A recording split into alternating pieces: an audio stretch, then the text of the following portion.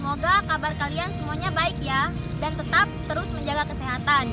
Baiklah, perkenalkan nama saya Aisyah, NIM 2019143553 dari kelas 4N Program Studi PGSD, Universitas PGRI Palembang.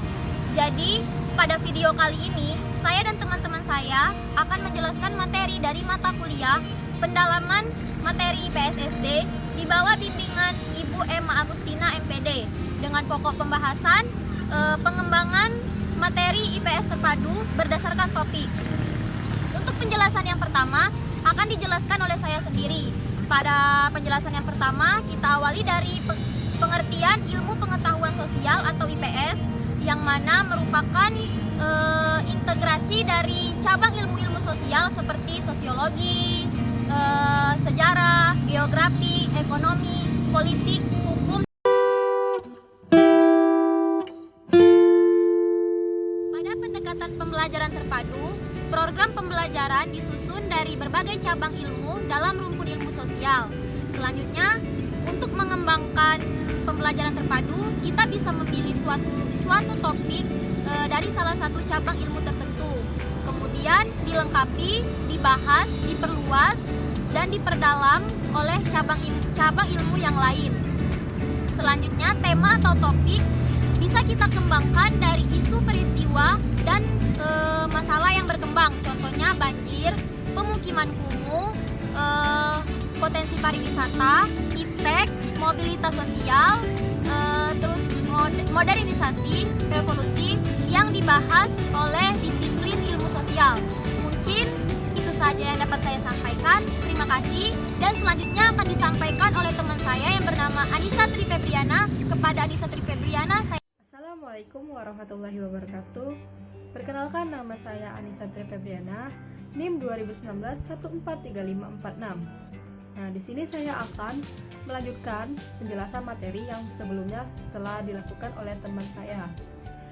Materi selanjutnya yaitu model integrasi berdasarkan topik. Dalam pembelajaran IPS terpadu dapat dilakukan berdasarkan dengan topik terkait, seperti kegiatan ekonomi penduduk. Kegiatan ekonomi penduduk ditinjau dari kondisi fisis, geografis yang tercakup dalam, yaitu penguasaan konsep tentang jenis kegiatan ekonomi penduduk.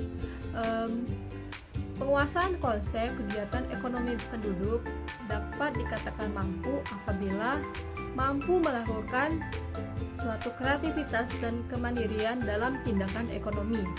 Nah, untuk contoh aktivitas kegiatan ekonomi penduduk dapat kita lihat di samping. Baiklah, sekian dari saya dan akan dilanjutkan oleh teman saya yang lain. Assalamualaikum warahmatullahi wabarakatuh. Perkenalkan, nama saya Katrina Gisafira, NIM 2019143543, kelas 3N. Jadi di sini saya akan menjelaskan tentang model integrasi berdasarkan permasalahan, model pembelajaran terpadu pada IPS, yang lainnya yaitu berdasarkan permasalahan yang ada contohnya adalah pemukiman kumuh. Pada pembelajaran terpadu, pemukiman kumuh ditinjau dari beberapa faktor sosial yang mempengaruhi, diantaranya adalah faktor ekonomi, sosial, budaya, juga dapat faktor historis, kronologis, dan kausalitas, serta perilaku masyarakat terhadap aturan atau norma. Mungkin itu saja yang bisa saya sampaikan. Wassalamualaikum warahmatullahi wabarakatuh. Assalamualaikum warahmatullahi wabarakatuh.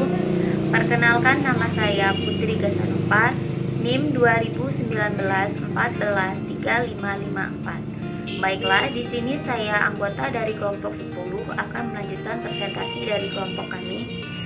Langsung saja pada materi yang kedua, yaitu model integrasi berdasarkan potensi utama.